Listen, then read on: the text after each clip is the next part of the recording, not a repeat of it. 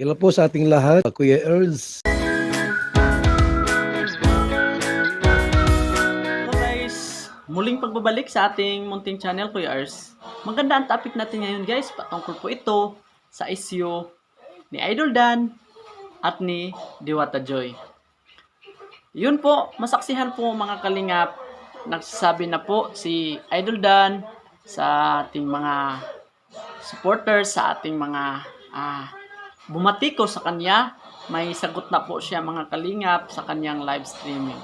So yan po, ating masaksihan mamaya mga kalingap. Pero bago ang lahat, atin munang batiin ang ama ng kalingap, Kuya Val Santos Matubang, Idol Kalingap Rab, Ate Ida Vlogs, Ma'am Jack Tapia Matubang, at sa lahat ng mga kalingap, charity vloggers, kalingap reactor partners sa buong mundo. So yun, mga kalingap, ating masaksihan po ang paliwanag ni Idol Dan mga kalingap patungkol po sa issue na isang crop top na binigay ni Diwata Joy mga kalingap. Wala sa akin na gusto pa po ng t-shirt reveal. Papakita po natin yan pagkatapos ng laundry kasi pinalaundry po natin.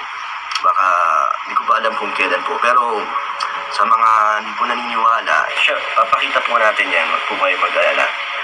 Baka kung ano na naman po isipin nyo na wala po tayo mapakita ngayon. Pero bahala po kayo kung ano pong paniniwalaan nyo. Kayo pong may stress kung mag-iisip po kayo ng mga hindi magaganda, bahala po kayo. Basta sinabi ko na po yung totoo. So yun mga kalingap, sabi ni Idol Dan sa mga hindi po naniniwala, sa mga gustong magpa-t-shirt reveal, hintayin lang po pagkatapos ng laundry. At sabi pa niya na kayo na po ang bahala kung mag-iisip po kayo ng hindi maganda sa kanya. At sabi niya dito ay hindi po siya nagbigay sa shirt ni Joy sa vlog kahapon ni Idol Rab. Yan lang po ang kanyang explanation mga kalingap. Ang masasabi lang po ni Idol Dan ay magtiwala lang po tayo. Magtiwala po tayong lahat kay Idol Rab. Dahil alam ni Idol Rab ang lahat. Hindi papayag si Idol Rab na may masaktan na beneficiaries at supporters. Magtiwala lang po tayo ni Idol Rab mga kalingap. Yan ay sabi ni Idol Dan. Ako ang nagbigay ng suot ni Joy sa vlog kahapon. So yun lang po explanation ko. Wala na po kung dapat i-explain sa inyo dahil nasabi ko na po yung katanungan nyo. So kung gusto nyo, bahala na po kayo.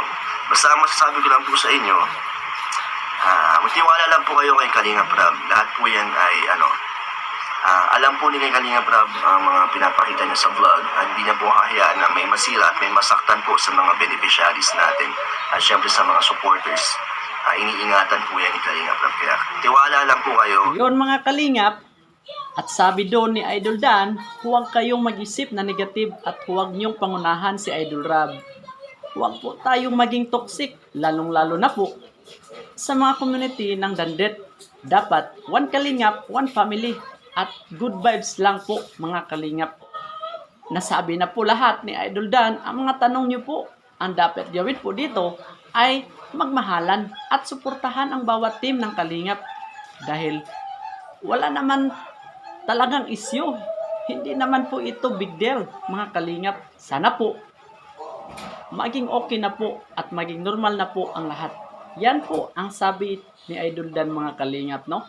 So, ang bawat isa ay dapat may respeto mga kalingap, no? So, dapat wag natin pangunahan kung ano man ang plano ng ating direktor na si Idol Rab sa serye ng Dandet mga kalingap.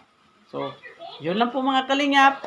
At kaunting reaction video lang po ito. Sana po ay wag natin kalimutang suportahan si Idol Rab sa kanyang mga vlog dahil dito kinukuha mga gastusin tulad ng pabahay, allowance, at sahod sa kanyang mga staff at sa lahat-lahat groceries at pagkain. At syempre huwag nyo rin kalimutan pag-like at pag-subscribe ng ating munting channel Kuya Ars. Hanggang dito lang po muna ang ating Kalingap Kuya Ars latest update ngayong araw mga kalingap. Ingat po kayo lagi. God bless. Bye bye.